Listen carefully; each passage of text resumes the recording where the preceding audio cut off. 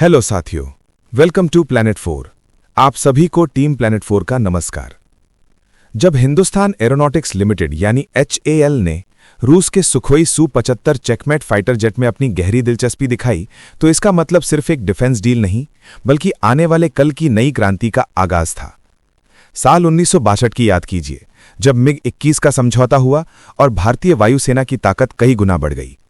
फिर आया Sukhoi 30 MKI, जिसमें भारतीय, फ्रांसीसी, इजरायली और रूसी तकनीक का अनोखा मिश्रण था और जिसने ब्रह्मोस मिसाइल को हवा से दागने की क्षमता दी। अब वही परंपरा Su-25 के साथ नए मुकाम पर पहुंचने वाली है। ये सिंगल इंजन स्टील जेट न केवल आधुनिक एवियोनिक्स और सुपर क्रूज जैसी तकनीक से लैस है, बल्कि इसे खास तौर पर किफायती दाम पर तैयार किया गया है। और रूस ने भारत को दिया है इसका ग्लोबल प्रोडक्शन राइट्स, यानी मेक इन इंडिया के सपने को अब मिलने वाला है पंख और दुनिया में धमाकेदार एंट्री। उधर भारत बांग्लादेश सीमा पर बढ़ते तनाव के बीच बांग्लादेश के सेना अध्यक्ष जनरल वकार उस जमान 14 अक्टूबर से शुरू होने वाले संयुक्त राष्ट्र शांति सम्मेलन में शामिल होने दिल्ली आने वाले हैं। इस सम्मेलन में 30 से अधिक देशों के सैन्य प्रमुख जुटेंगे और दुनिया को दिखाएंगे कि दक्षिण एशिया ही अब शांति अभियानों की असली धुरी है। भारत के 5373 और बांग्लादेश के 5685 सैनिक पहले ही संयुक्त राष्ट्र मिशनों में सेवा दे रहे हैं। यानी एक तरफ लड़ाकू विमानों का शोर है, तो दूसरी तरफ शांति के मिशनों की आवाज है। और बीच में खड़ा है भारत, जो ताकत और कूटनीति दोनों का संतुलन बनाकर इस पूरे खेल का ट्रेलर आपके सामने पेश करने जा रहा है। तो चलिए सभी खबरों को जानते हैं बेहद विस्तार से, आसान भाषा में। सबसे पहले जानते हैं कि भारत रूस की नई डिफेंस डील का असली मतलब क्या है।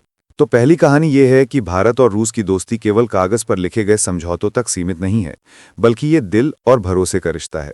हिंदुस्तान एरोनॉटिक्स लिमिटेड यानी HAL ने रूस के सुखोई Su-25 चेकमेट लड़ाकू विमान में अपनी गहरी दिलचस्पी दिखाई है। अब तक भारत रूस के Su-57 स्टील्स जेट को लेकर सोच रहा था, लेकिन अब दिशा बदल गई है। इस बदलाव का कारण यह है कि भारत को रूस के साथ काम करने में आत्मविश्वास महसूस होता है, और ये वही भरोसा है जो दशकों से बना हुआ है। MiG-21 और सुखोई 30 MKI जैसे विमान भारत और रूस की साझेदारी की मजबूत नींव रहे हैं।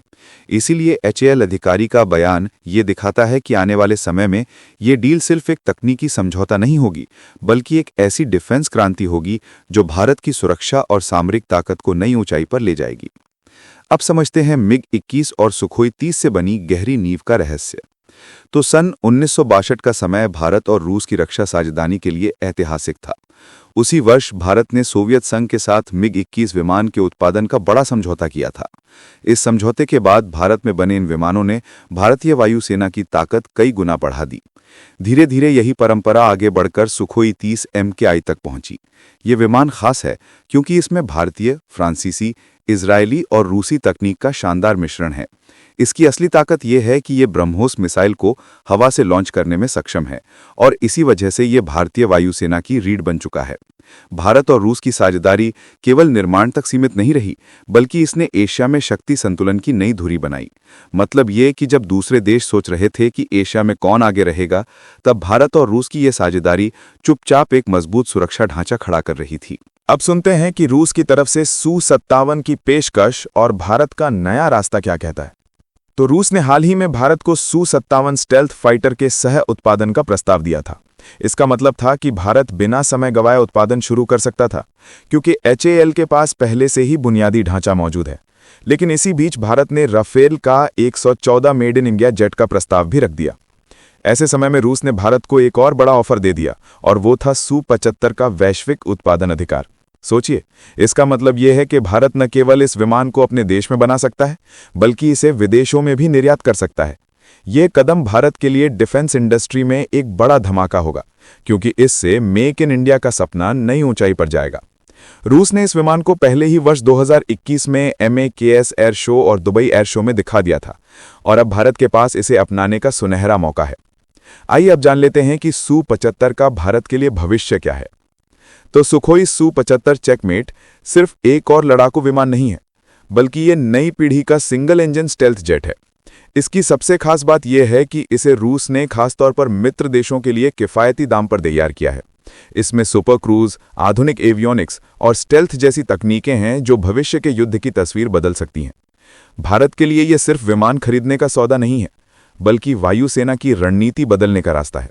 जब भारत इसे अपने देश में असेंबल करेगा तो HAL को अंतिम असेंबली से लेकर निर्यात तक का बड़ा अधिकार मिलेगा। साथियों, आगे बढ़ने से पहले आप सभी को बता दूं कि अगर आप देश, दुनिया, डिफेंस और इकोनॉमी की 100 से ज्यादा खबरें एक साथ एक ही जगह पर एक ही समय में फटाफट रोज देखना चाहते हैं तो कृपया हमारे साथ जी चिल्स चैनल पर जुड़िए, जहां हम रोज शाम 9 बजे आपके लिए दुनिया की तमाम सारी खबरें एक साथ लेकर आते हैं।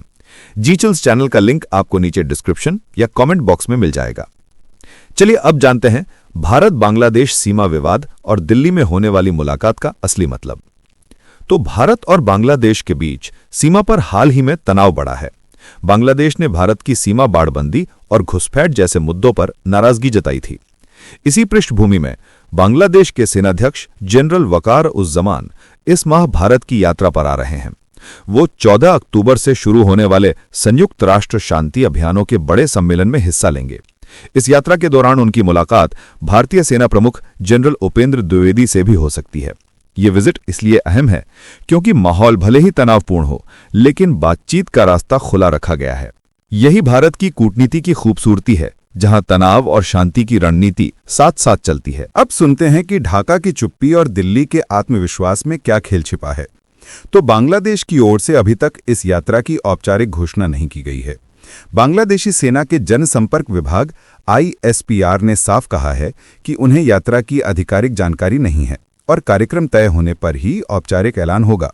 ये बयान दरअसल कूटनीतिक जगह बनाने का तरीका है ताकि बातचीत की गुंजाइश बनी रहे।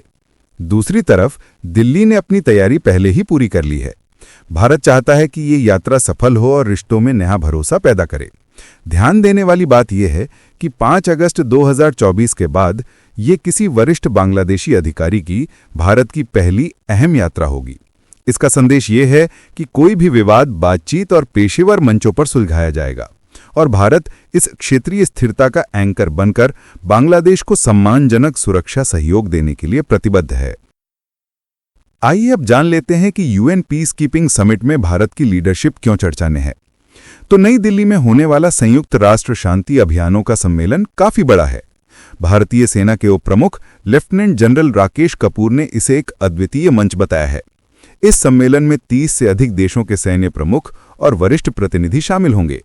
पहला सत्र इस पर केंद्रित होगा कि किस तरह संयुक्त राष्ट्र मिशनों की क्षमता को स्थायी तौर पर बढ़ाया जा सके और उनके लिए जरूरी संसाधन जुटाए जा सकें। दूसरा सत्र शांति अभियानों में आधुनिक टेक्नोलॉजी की भूमिका पर चर्चा करेगा। भारत के 5373 सैनिक वर्तमान में वैश्विक मिशनों में सेवा दे रहे हैं, जबकि बांग्लादेश के 5685 कर्मी भी इन मिशनों का हिस्सा हैं। इसका अर्थ यह है कि दक्षिण एशिया शांति अभियानों का असली आधार बन चुका है और दिल्ली इन सब का नेचुरल कमांड सेंटर बनकर उभर रहा है। अब देखिए कि इस विजिट से बॉर्डर से बोर्डरूम तक इंडिया का असली रोल कैसे सामने आता है। तो ये यात्रा सिर्फ सम्मेलन तक सीमित नहीं है, बल्कि सीमाई तनाव को घटाने का भी एक अवसर है। इस मुलाकात से संयुक्त प्रशिक्षण, खुफिया सहयोग और मानवीय मिशनों की नई योजना मजबूत होगी। भारत ने बार बार यह साबित किया है कि शक्ति और शांति दोनों साथ साथ चल सकते हैं। जब सीमा की सुरक्षा की बात आती है तो भारत शक्ति दिखाता है, और जब पड़ोसी से रिश्ते की बात होती है तो सम्मानजनक संवाद को प्राथमिकता देता है। यही भारत की कूटनीति का फॉर्मूला है। इस मुलाकात से भारत बांग्लादेश के रिश्तों को नई पेशेवर ऊंचाई मिलेगी, पूर्वोत्तर की सुरक्षा और बंगाल की खाड़ी की स्थिरता को मजबूत आधार मिलेगा, और दक्षिण एशिया की साझेदारी और भरोसा गहरा होगा। कुल मिलाकर ये यात्रा सीमा के तनाव को संवाद और सहयोग से बदलने का ऐतिहासिक मौका है, और भारत इसे पूरी संजीदगी से संभाल रहा है। इस वीडियो में फिलहाल इतना ही। जल्द मिलते हैं एक और नई अपडेट के साथ। जाने से पहले वीडियो को लाइक करके चैनल को सब्सक्राइब कर लें। धन्यवाद।